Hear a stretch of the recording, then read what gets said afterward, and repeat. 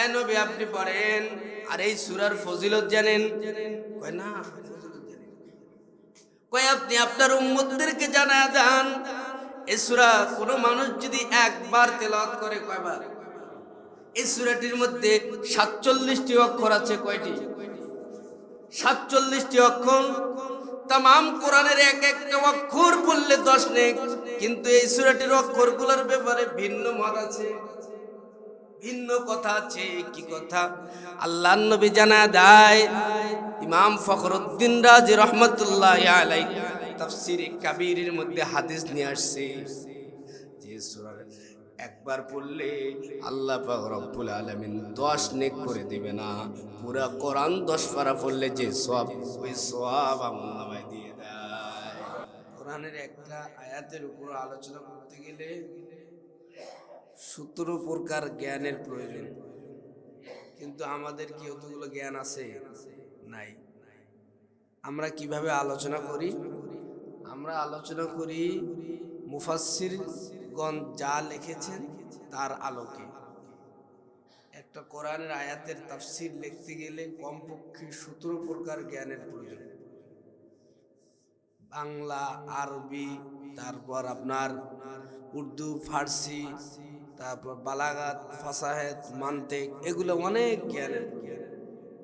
কিন্তু মুফাসসিরিন একরামগণ রব্বুল আলামিন তাদেরকে এরকম জ্ঞান দান করেছেন, তার পরিপ্রেক্ষিতে তারা তাফসীর লিখেছেন।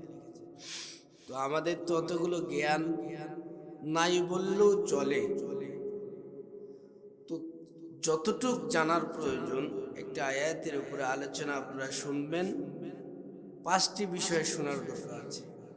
একটি সূরার উপর আলোচনা শুনতে গেলেও 5টি বিষয় জানা দরকার, আর যে আলোচনা করবে তাকেও 5টি বিষয় মুফাসসিরিনদের তথ্যভিত্তিক লেখার উপরে আলোচনা করা দরকার।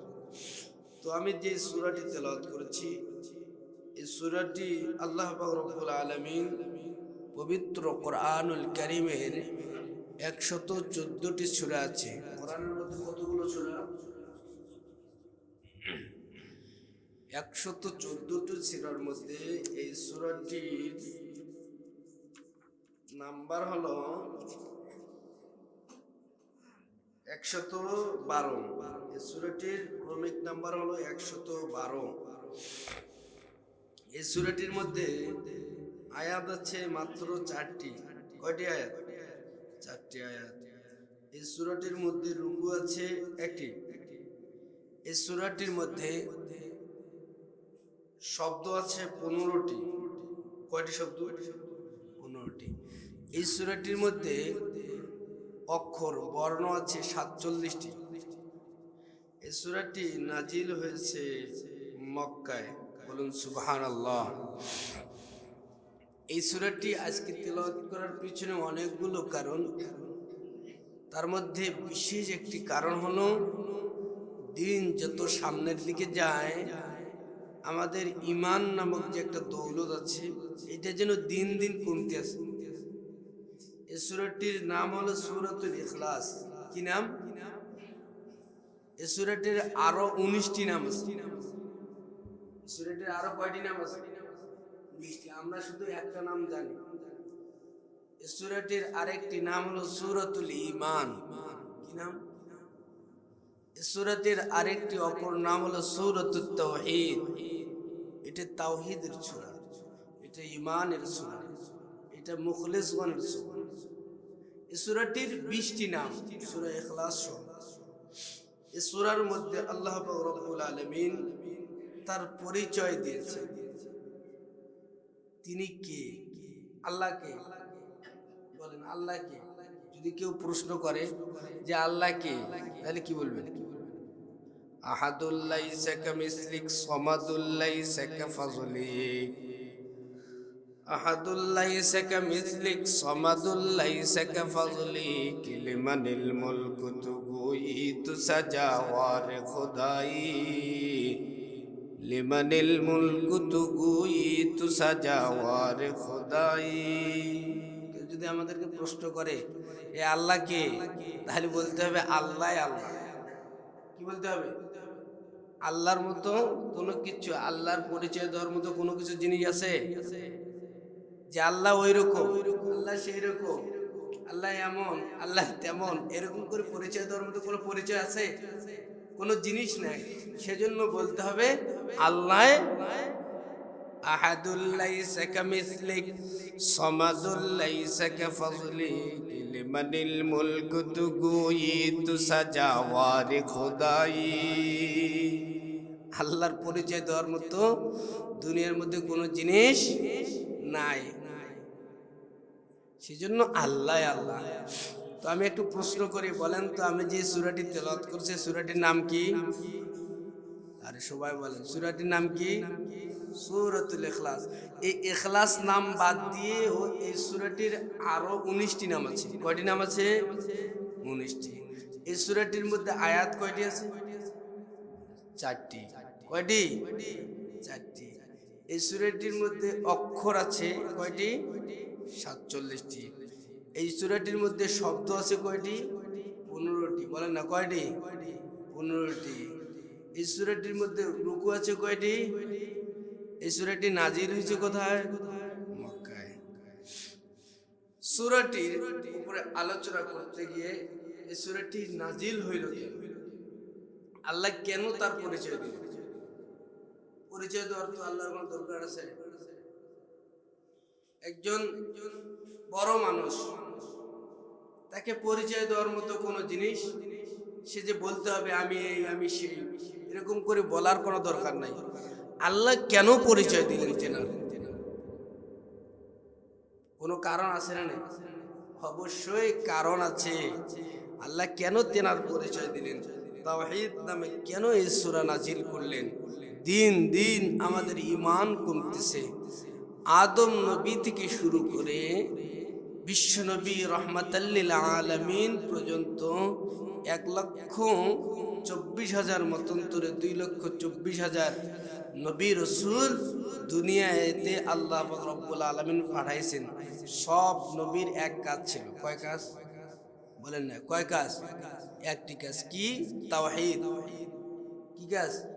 মানুষদেরকে তাওহীদ লা ইলাহা ইল্লাল্লাহ বুঝানো। সব নবীর কয়টি কাজ ছিল? তাওহীদ। একটি কাজ। এই তাওহীদ নামে চূড়াটা বুঝি। এই তাওহীদ আমরা বুঝি না, ঈমান আমরা বুঝি না, বুঝলেও তেমন বুঝি না, এমনিতে এমনিতে। তো এই সূরাটি রব্বুল আলামিন নাজিল করার পিছনে মুফাসসিরিনে ইকরাম দুইটি মত ব্যক্ত করেছেন। দুই কারণে রব্বুল আলামিন এই সূরাটি নাজিল করেছেন। কয়টি কারণে?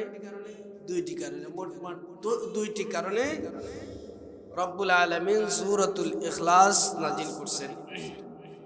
তো কেন নাজিল করলেন শান নজুল একটু বলি, তাহলে বুঝতে সহজ হবে।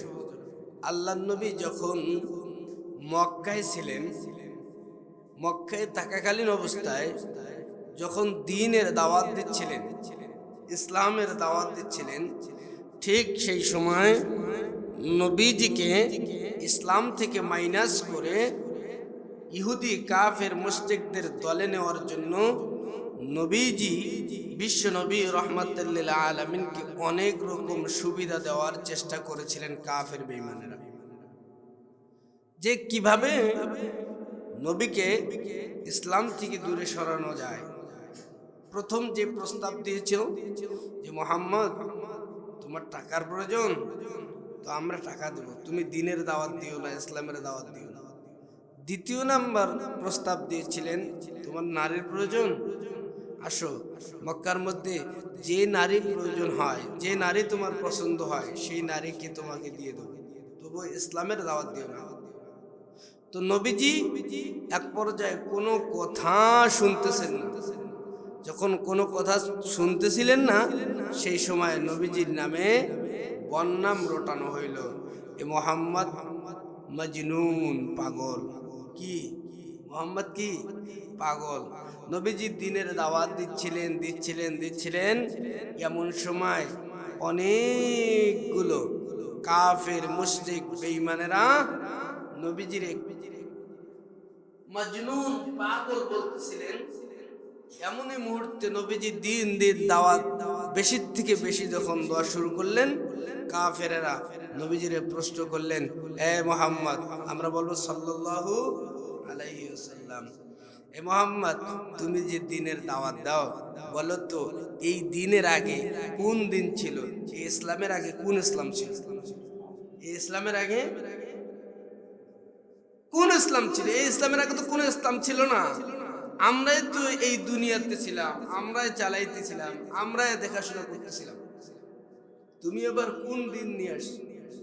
তখন তো ঠিকঠাক চলতেছিল।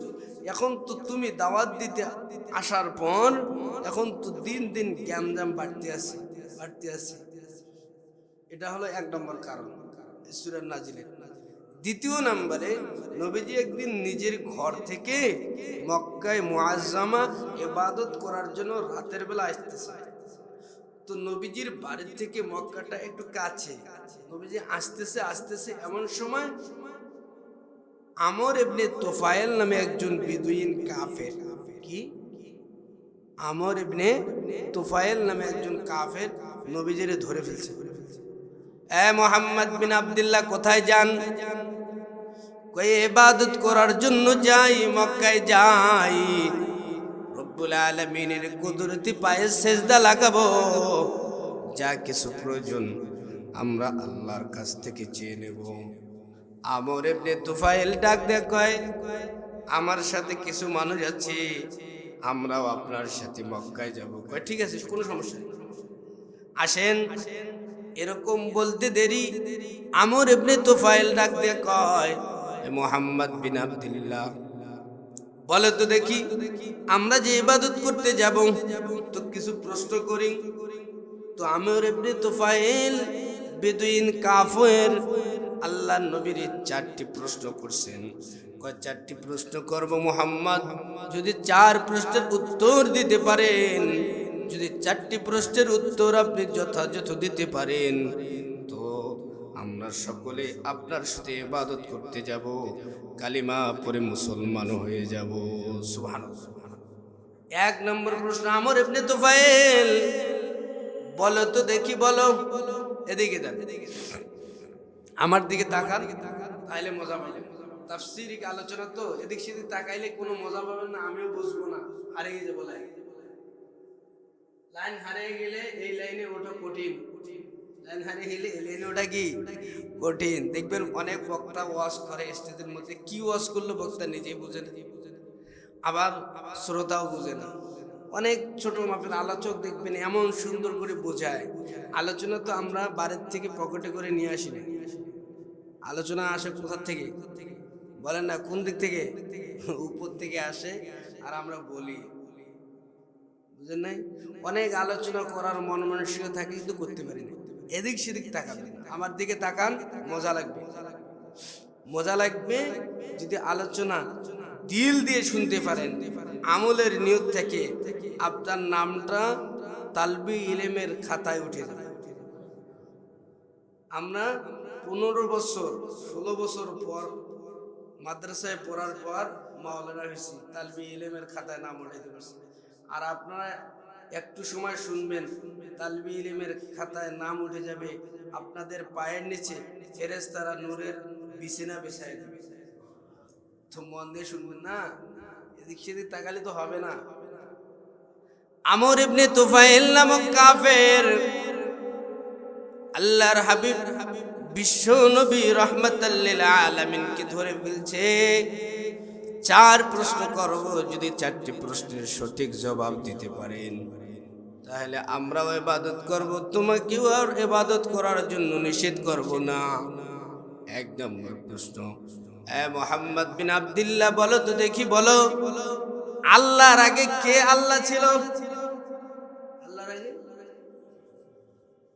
মাথা লাগানো, আল্লাহর আগে কে প্রভু ছিল? 1 নম্বর প্রশ্ন। 2 নম্বর প্রশ্ন হলো, এ মুহাম্মদ বিন আব্দুল্লাহ, আমাদের তো অনেকগুলো দেবতা, তোমার আল্লাহ কয়জন? তোমার আল্লাহ, আমাদের তো শত শত হাজার হাজার দেবতা, আর তোমার আল্লাহ কয়জন বলো? 3 নম্বর প্রশ্ন, বলো তো এ মুহাম্মদ বিন আব্দুল্লাহ, বলো তো তোমার আল্লাহর বংশ কি? আমরা তো সৈয়দ বংশ, পাঠান বংশ। তোমার আল্লাহর বংশ পরিচয় দাও। তোমার আল্লাহ কয়জন সেটা বলো। তোমার আল্লাহর আগে কে আল্লাহ ছিল সেটাও বলো। 4 নম্বর প্রশ্ন, বলো তো দেখি তোমার আল্লাহ কিসের তৈরি? আমরা তো আমাদের প্রভুদেরকে বানাই খড় দিয়ে, মাটি দিয়ে, পাথর দিয়ে, সোনা দিয়ে, রূপা দিয়ে। এই 4টি প্রশ্নের উত্তর যদি দিতে পারো, তাহলে আমরা সকলেই মিলে কালিমা পড়ে মুসলমান হয়ে যাব। সুবহানাল্লাহ, সুবহানাল্লাহ। জোরে বলেন না সুবহানাল্লাহ। কোথায় সুবহানাল্লাহ বলতে হয় জোরে, কোথাও নাউজুবিল্লাহ বলতে হয় জোরে। এতদিন ওয়াজ শুনলেন, কোন জায়গায় জোরে বলতে হবে, কোন জায়গায় আস্তে বলতে হবে, এটা ঘাট এখনো চিনলাম না, ঘাট এখনো চিনলাম না। 4 প্রশ্ন করে ফেলছেন, আল্লাহ নবীর মনটা খারাপ। প্রশ্নের উত্তর দিতে না পেরে নবীজি বাইতুল্লাহ চলে আসছে, নামাজ পড়তেছে, চাদরটা বিছায়া দিয়েছে মাতাফের মধ্যে। মাতাফের মধ্যে চাদরটা বিছায়া দিয়ে নবীজি কান্না করতেছে, আয় আল্লাহ, কাফেরদা এত আসপর্দা পায় কই, এত বেয়াদবি করার সাহস কোথায় পায়? আমারে গালি দিত, আমারে আবুল তাবুল প্রশ্ন করতো, আমি কিছু বলতাম না। কিন্তু আয় রব্বুল আলামিন আল্লাহ আজকে এমন এক প্রশ্ন করছে, তোমার ব্যাপারে কোনো জবাব দিতে পারি না। কাফেররা বারবার আমার জিজ্ঞাসা করে। এই কথাবার্তা চলতেছে চলতেছে, নবীজি হাত তুলে মাতাফে বাইতুল্লাহর মধ্যে দোয়া করে। এমন সময় দোয়াও শেষ, পিছন দিক দিয়ে ফিরে দেখতেছে ফানাজালা জিবরিল আলাইহিস সালাতু ওয়াস সালাম। জিবরাইল আমিন আল্লাহর নবীর পিছনে দাঁড়ায় গেছে। এসে ডাক দিয়ে কয়, ইয়া রাসূলুল্লাহ, ইয়া হাবিবাল্লাহ, কান্না করবেন না, চোখের পানিগুলো মুছে ফেলেন, চিন্তাও করবেন না, টেনশনও করবেন না। আমর ইবনে তুফাইল নামক কাফের আপনারে 4 প্রশ্ন করছে। 4টি প্রশ্নের দাঁত ভাঙ্গা জবাব দিয়ে আমার আল্লাহ সূরাতুল ইখলাস নাজিল করছে। সূরাতুল ইখলাস নাজিল হয়ে গেল। আমার আল্লাহ ডাক দিয়ে কয়, নবী, আমর ইবনে তুফাইল আপনারে প্রশ্ন করে, কাফের বেঈমান মুশরিকরা আপনারে আমার সম্পর্কে জিজ্ঞাসা করে, কিন্তু জিজ্ঞাসা করাটা সঠিক নয়। আমি বলছি আমাকে নিয়ে চিন্তা করবা না, আমার গাছ নিয়ে চিন্তা করো। আমি মানুষ বানাইছি, মানুষ নিয়ে চিন্তা করো। আমি ঘাস বানাইছি, ঘাস নিয়ে চিন্তা করো। আমি গাভী বানাইছি, গাভী নিয়ে চিন্তা করো। আমার সৃষ্টি নিয়ে চিন্তা করো। আল্লাযীনা ইয়াযকুরুনাল্লাহা কিয়ামান ওয়া কুউদান ওয়া আলা জুনুবিহিম ওয়া ইয়াতাফাক্কারুনা ফি খালকিস সামাওয়াতি ওয়াল আরদ রব্বানা মা খালাকতা হাযা বাতিলা সুবহানাকা ফাকিনা আযাবান নার। আমার আল্লাহ বলেন, আমার সৃষ্টি নিয়ে চিন্তা করো, ওই সৃষ্টির ভিতরে আমি রবকে পেয়ে যাবা। সুবহানাল্লাহ। আয় ও নবীজি, আপনার প্রশ্ন করছে, আপনি তাদেরকে জানায় দেন 4 প্রশ্নের জবাব। আল্লাহর আগে কে আল্লাহ ছিল? 4 প্রশ্নের জবাব দিয়ে আমার আল্লাহ একখানি সূরা নাজিল করে দিলেন, যে সূরাটির নাম হলো সূরাতুল ইখলাস। পরিচিত না অপরিচিত জানেন না? এমন একটি সূরা নাজিল করলেন, সূরাটি তেলাওয়াত করলে অনেক সওয়াব, অনেক ফজিলত। আল্লাহ পাক রব্বুল আলামিন ডাক দেয়া কয়, জিবরাইল যান আমার বন্ধুকে গিয়ে বলেন আমার পরিচয় চেয়েছে, আমি পরিচয় দিয়ে দিলাম। কুল, সকলে পড়েন, কুল হুয়াল্লাহু আহাদ আল্লাহুস সামাদ লাম ইয়ালিদ ওয়া লাম ইউলাদ ওয়া লাম ইয়াকুল লাহু কুফুয়ান আহাদ। সুবহানাল্লাহ বলেন। সূরা নবীরে কানে কানে বলে দিলেন, এ নবী আপনি পড়েন। আর এই সূরার ফজিলত জানেন? কয় না, কয় আপনি আপনার উম্মতদেরকে জানায় দেন এই সূরা কোনো মানুষ যদি একবার তেলাওয়াত করে, কয়বার? এই সূরাটির মধ্যে 47টি অক্ষর আছে। কয়টি? 47টি অক্ষর। তাম কোরআনের এক একটা অক্ষর পড়লে 10 নেক, কিন্তু এই সূরাটির অক্ষরগুলোর ব্যাপারে ভিন্ন মত আছে, ভিন্ন কথা আছে। কি কথা? আল্লাহর নবী জানায় দেয়, ইমাম ফখরুদ্দিন রাজি রহমাতুল্লাহি আলাইহি তাফসীরে কাবীরের মধ্যে হাদিস নিয়ে আসছে যে সূরা একবার পড়লে আল্লাহ পাক রব্বুল আলামিন 10 নেক করে দিবে না, পুরা কোরআন 10 পারা পড়লে যে সওয়াব, ওই সওয়াব আমলনামায় দিয়ে দেয়। এক নম্বর ফজিলত। কয় নম্বর ফজিলত? এ নবী আপনি জানায় দেন আপনার উম্মতদেরকে এই সূরা 2 নম্বর ফজিলত পড়লে 100 শহীদ হইলে যে সওয়াব হয়, কয় শত? 4টিখানি কথা। শহীদ হওয়ার অপশন আছে। শহীদের কথা বলছিলাম একদিন। এই সূরা কোন মানুষ যদি একবার তেলাওয়াত করে, দিল আর অন্তর আর জবান এক হয়ে যায়, কলব আর জবান যদি এক হয়, এই সূরা যদি একবার তেলাওয়াত করে কেউ, আমার আল্লাহ তাকে 100 শহীদের সওয়াব দিয়ে দিবে। এই সূরা 5 ওয়াক্ত নামাজের পরে 3 নম্বর ফজিলত। কয় নম্বর? সব হাদিস আছে। কি আছে? হাদিস। কেউ যদি জানতে চায় আমার রুমে যাবেন, তাফসীরে কাবীরের মধ্যে হাদিসগুলো নিয়ে আসছেন ইমাম ফখরুদ্দিন রাজি রাহমাতুল্লাহি আলাইহি। সুবহানাল্লাহ বলেন। কেউ যদি এই সূরাটি নামাজের পরে অথবা অন্য সময় 10 বার তেলাওয়াত করে, আমার আল্লাহ আহকামুল হাকিমিন রব্বুল আলামিন তার জন্য জান্নাতের মধ্যে একটা বালাখানা বানায় দেয়। সহজ না? অনেক সহজ। 10 বার। 4 নম্বর ফজিলত নবী আপনি জানায় দেন কোন মানুষ যদি সূরা ইখলাস পড়তে পারে, তার মর্যাদা, তার দাম রব্বুল আলামিন আকাশ চুম্বি বানায় দেয়, তার মর্যাদা বাড়াইতে থাকে। কেমন বাড়ায়? একদিন আল্লাহর নবীর সাথে আনাস বিন মালিক নবীজির খাদেম ছিলেন বসা। নবীজির সাথে কথা বলতেছেন।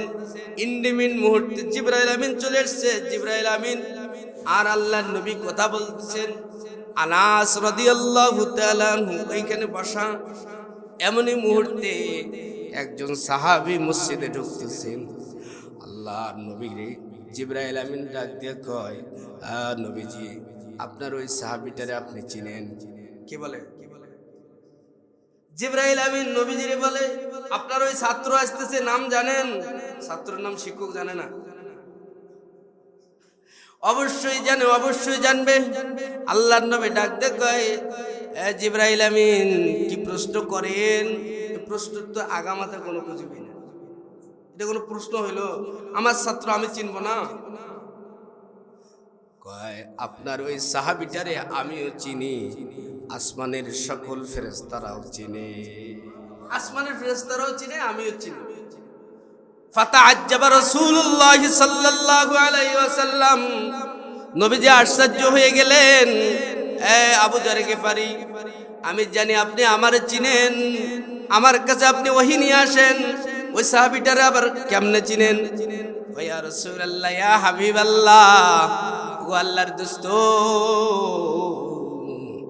ওই সাহাবীটারে আসমানের সকল ফেরেশতারা চিনে, আমিও চিনি। মাঝে মাঝে আপনার ওই সাহাবীটারে নিয়ে আমরা আলোচনা করি।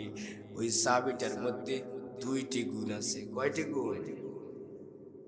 এগুলো শুধু ওয়াজ না, শিক্ষাও আছে। এগুলো শুধু শুনে যাবেন তাই না, এগুলোর মধ্যে কি কথা আমি বুঝাইতে যাচ্ছি এগুলো জেনে যাবেন। ফাতাআজ্জাবা রাসূলুল্লাহ সাল্লাল্লাহু আলাইহি ওয়াসাল্লাম, নবীজি ডাক দিয়ে কয়, ভাই জিবরাইল, সাহাবীটারে কেমনে চিনেন? কি 2টি গুণ? কয় নবীজি, ওই সাহাবীটার 1 নম্বর গুণ হলো নিজেকে সদা সর্বদাই ছোট মনে করে। আমি ছোট, আমি কি? অহংকার। মিঠা দো আপনি हस्ती को, मिठा दो अपनी हस्ती को, अगर कुछ मर्तबा चाहो कि दाना खाक में मिलकर गुले गुलजार होता हो। আপনি নিজেকে যত ছোট মনে করবেন, নিজেকে যত অযোগ্য মনে করবেন, নিজেকে যত নালায়েক মনে করবেন, যখন আকাশ থেকে বৃষ্টি আল্লাহ জমিনের মধ্যে দেয়, দেখবেন জমিনের আকাশের পানিগুলো নিচু জমিনের মধ্যে জমা হয়ে যায়। ঠিক তদ্রুপ কবি বলতেছেন, মিঠা দো আপনি हस्ती को अगर कुछ मर्तबा चाहो कि दाना खाक में मिलकर गुले गुलजार होता हो। তুমি যত নিজেকে ছোট মনে করবা, রব্বুল আলামিন আহকামুল হাকিমিন তোমারে তত বড় বানায় দিবে। আর এখন তো আমরা हम तो हम है और तुम कौन है। हम तो কি একজন নেতা দেখলাম এরকম করে কর্মীকে দিছে, কিসের নেতা? তোমার যেই পানি দিয়ে আল্লাহ সৃষ্টি করছে আমারও তো, তুমি যেমনি দুনিয়া এসছো আমি তো সেই দুনিয়া এসছি, কিন্তু তোমার থেকে আমি টেনশন মুক্ত বেশি চলি। আবার তুমি আমারে ধাক্কা দাও, তুমি আবার গুলি করো, তুমি আবার এই করো সেই করো, অহংকারে ভরা। একজন মানুষ শিক্ষিত হয়েছে, এর গরমে এলাকায় থাকা যায় না। শিক্ষিত না, শিক্ষিত নামে শয়তান। নিজেকে সদা সর্বদা ছোট মনে করতে হবে। কি মনে করতে হবে? ছোট। আমি কিচ্ছুই জানি না, আমার কোনো দাম নাই, আমার থেকে একটা কুত্তার দামও বেশি আল্লাহর কাছে। যদি আমি জাহান্নামে চলে যাই, যদি কোথায় যাই, এক কুত্তায় একজন আলেমের সাথে কথা বলে, বলেন আপনার দাম বেশি না আমার দাম বেশি? ইমাম মালিককে প্রশ্ন করছে কুত্তা, ইমাম মালিক গালেবান, ইমাম বলে তো দেখি তোমার দাম বেশি না আমার দাম বেশি? কোথায় আশরাফুল মাখলুকাতের শ্রেষ্ঠ মাখলুক মানুষ, আর কোথায় কুত্তা? ডাক দেয়া কয়, আমি যদি জান্নাতে যাই তোমার থেকে 1000 গুণ দাম আমার আল্লাহর কাছে আমার, আর যদি আমি জাহান্নামে চলে যাই তোমার থেকে আমি অনেক নিকৃষ্ট। তার থেকে কি যদি জাহান্নামে যাই? কিন্তু অহংকার, এত অহংকার। আবু যর গিফারি আল্লাহর নবীর কাছে আসতেছে, জিবরাইল আমিন ডাক দিয়ে কয়, আপনার ওই সাহাবীটা আসতেছেন, নাম তার হলো আবু যর গিফারি। কি নাম? আবু যর গিফারি। ওই সাহাবীটার মাঝে 2টি গুণ আছে। 1 নম্বর গুণ, সদা সর্বদাই নিজেকে ছোট মনে করে, আমি কিছুই জানি না। কিন্তু এমন একজন সাহাবী ছিলেন, সারা জীবন নবীর সাথে ছিলেন। একজন নেতার সাথে আপনি 2 বছর থাকবেন, ওর যে চামচামি, ওর যে কথাবার্তা, কয় আমার চিনেন আমি এমপির মতো। এমপির 2 বছর ছিল, কিন্তু সারা জীবন আবু যর গিফারি রাদিয়াল্লাহু তাআলা আনহু, হযরত আবু যর গিফারি খাদেমে খৈরুল বশর, जिसने सारा जिंदगी में ना बनाया अपना घर। সারা জীবন কোনো কিছু করে নাই, নবীর সাথে ছিলেন, দুনিয়ার কোন নেতা নয়। যে নেতা পাহাড়কে ইঙ্গিত করে ডাক দিয়ে যদি বলতেন পাহাড় স্বর্ণ হয়ে যায়, স্বর্ণ হয়ে যাইত।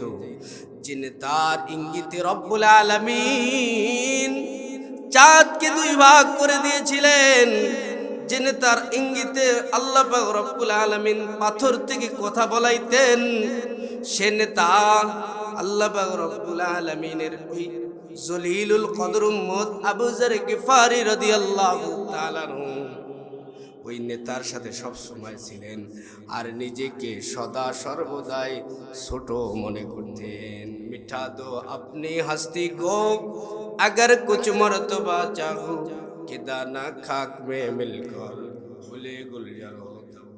নিজেকে ছোট মনে করা লাগবে। কি মনে করা লাগবে? ছোট। এটা একটা শিক্ষা দিলাম, যে যত কোটিপতি হন, যে যত শিক্ষিত হন, যে যত বড় হুজুর হন, যে যত বড় ব্যবসায়ী হন, নিজেকে সদা সর্বদা কি ছোট। 1 নম্বর গুণ। 2 নম্বর গুণ, বিকসরতি সূরাত ইখলাস। আল্লাহর নবীরে জিবরাইল আমিন ডাক দিয়ে কয়, আপনার ওই সাহাবী সদা সর্বদাই সূরাতুল ইখলাস তেলাওয়াত করে, এজন্য আরশের ফেরেশতারা আপনার ওই সাহাবীটারে চিনে। সুবহানাল্লাহ। তাহলে ফেরেশতাদের সাথে সম্পর্ক চিনাইতে গেলে আর আল্লাহর কাছে ইজ্জতওয়ালা হইতে গেলে কোন সূরা পড়া লাগবে? 4 নম্বর ফজিলত। 5 নম্বর ফজিলত, আল্লাহর নবীর কাছে একজন গ্রাম্য সাহাবী এসে ডাক দেয়, কয় এই অভিযোগটা কিন্তু আমাদের মাঝেও আছে। কি অভিযোগ দিচ্ছে? গ্রাম্য সাহাবী একদম ঘামের গন্ধ, গা থেকে কিসের গন্ধ? ঘামের গন্ধ, গাটা ঘামতেছে, গায়ের মধ্যে সুন্দর কোনো কাপড় নাই, মসজিদে নববীর ভিতর প্রবেশ করছে। কোথায়? বড় বড় সাহাবী, এখানে বড় লোক ছোট লোক সবাই একসাথে। তো ওই সাহাবী আসলেন, ইয়া রাসূলুল্লাহ ইয়া হাবিবাল্লাহ। 5 নম্বর ফজিলত সূরা ইখলাস। ইয়া রাসূলুল্লাহ ইয়া হাবিবাল্লাহ। কি বলেন? কয় আমার অভিযোগ হলো আমি সারা জীবন আমরা কাজ করি 3 জন। কয়জন? বাড়ির মধ্যে খাই শুধু 2 জন, আর আমরা সারা দিন রাত পরিশ্রম করি 3 জন। বাড়ির মধ্যে খানা খায় 2 জন, কিন্তু এদিক দিয়ে আনি এদিক দিয়ে শেষ, বরকত নাই। কি নাই? এরকম নাই আমাদের দেশে। ঋণ, শুধু ঋণ, জর্জরিত, শুধু দেনা পাওনা, এদিক দিয়ে আনে এদিক দিয়ে শেষ। বাড়ির মধ্যে 2-3 জন খায়, কামাই করে 4-5 জন, টাকা নাই।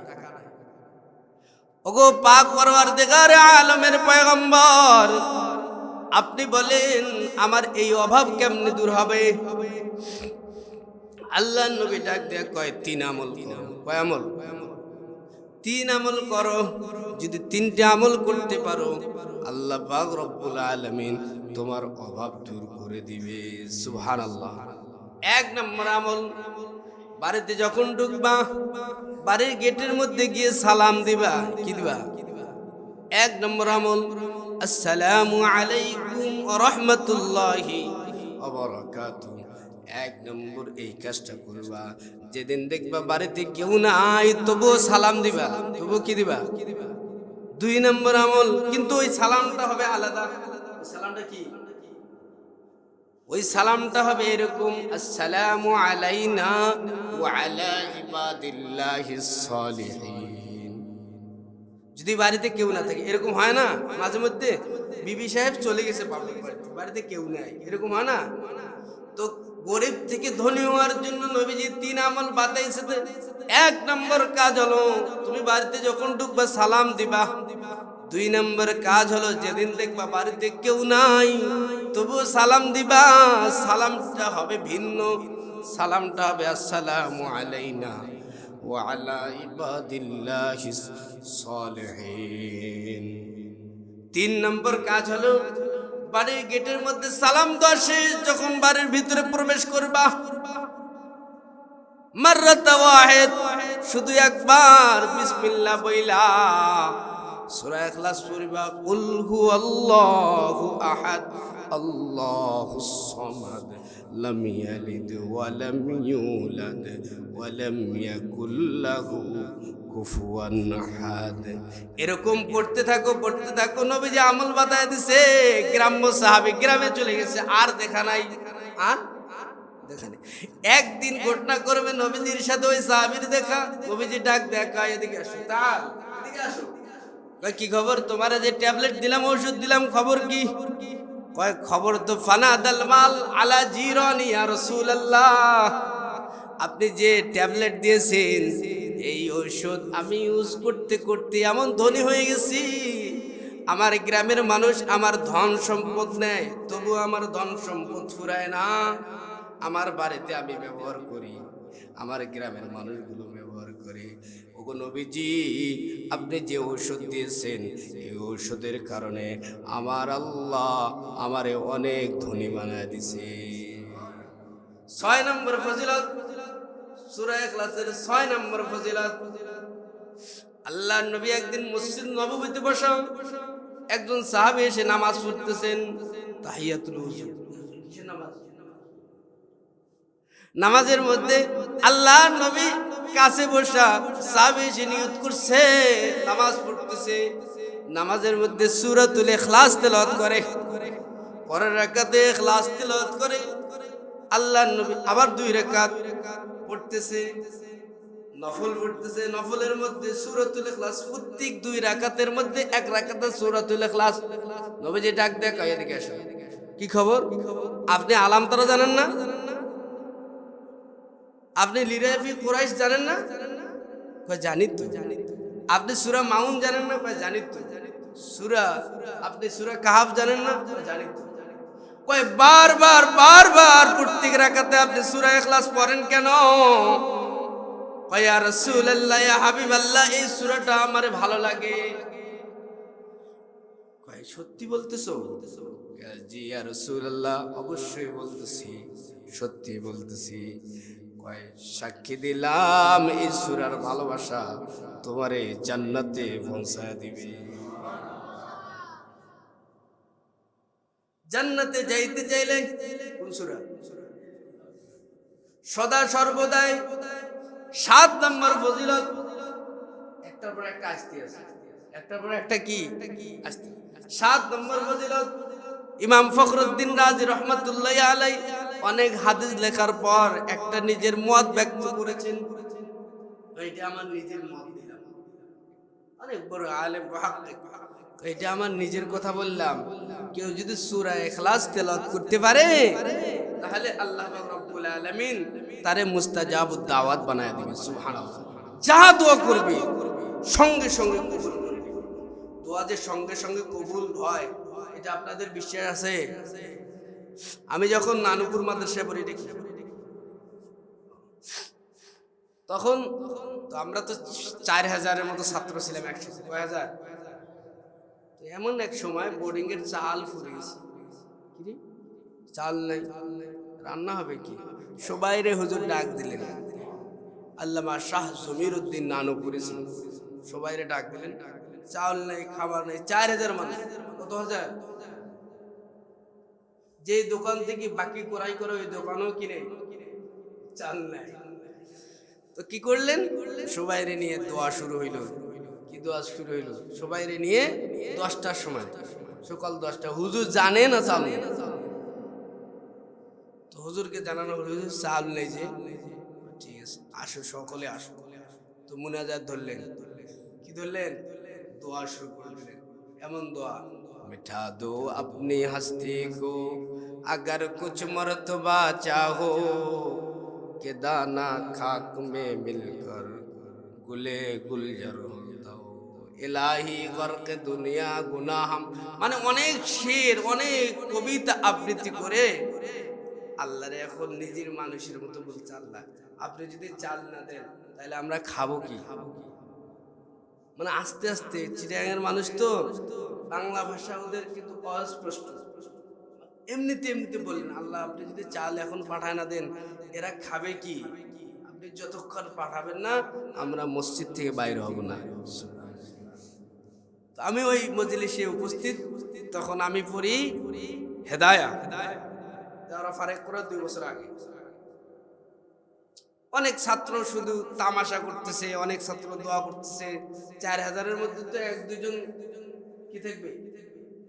এরকম থাকবে। এটা কেমনে সম্ভব? চাল আছে কই, আর চাল নাই, মসজিদ থেকে কেউ বাইরে হবে না, এটা কেমনে সম্ভব? তো আমরা দোয়া করতেছি আধা ঘন্টা, 1.5 ঘন্টার মধ্যে একটা ট্রাক ঢুকে গেছে মসজিদের বারান্দায়। কোথায়? মসজিদের বারান্দায়।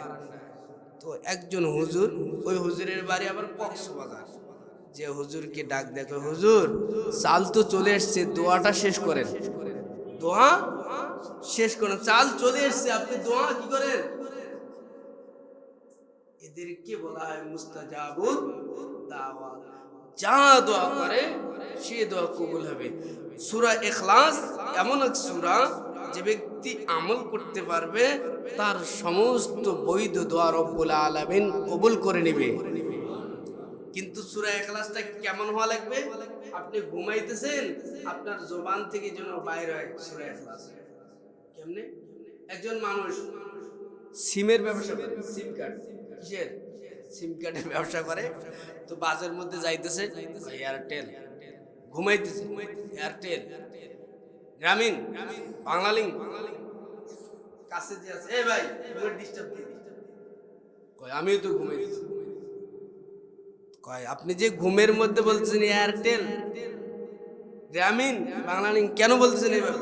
কয় আমি এই ব্যবসা করি তো, সবসময় মানুষের সাথে এই কথা বলতে হয়, সেজন্য এরকম ভাবে বলতেছি। তো ঠিক তদ্রুপ ওই সময় আপনি সূরা ইখলাসের বদৌলতে মুস্তাজাবুদ দাওয়াত হবেন, যখন আপনার জবানে ঘুমের মধ্যে আপনি সূরাতুল ইখলাস পড়তে থাকবেন। সুবহানাল্লাহ। ফিরে আসেন, 3 বার পড়েন। কয়বার? 3 বার পড়লে এক খতম কোরআনের সূরা। কয়বার? কয় মিনিট সময় লাগে? 2 মিনিট। কয় মিনিট? 2 মিনিটও লাগে না, 1 মিনিটে হয়ে যায়। 10 বার পড়বেন তো জান্নাতের মধ্যে একটা কি হইবে? বালাখানা। রাজি আছি না নাই? আল্লাহর নবী বাইতুল্লাহর মধ্যে আছেন। আমর ইবনে তুফাইল প্রশ্ন করছে, তোমার আল্লাহর আগে কে আল্লাহ ছিল? এখানে তো কথা ছিল, তাই না? তোমার আল্লাহর আগে কে আল্লাহ ছিল? তোমার আল্লাহ কয়জন? তোমার আল্লাহর বংশ পরিচয় কি? তোমার আল্লাহ কিসের তৈরি? লোহার তৈরি, মাটির তৈরি, স্বর্ণের তৈরি নাকি পাথরের তৈরি? আমর ইবনে তুফাইল যখন আল্লাহর নবীর প্রশ্ন করছে, আল্লাহর নবী মাতাফে বাইতুল্লাহর মধ্যে গিয়ে নামাজ পড়ছে। নামাজ পড়ে হাত তুলে দোয়া করছেন।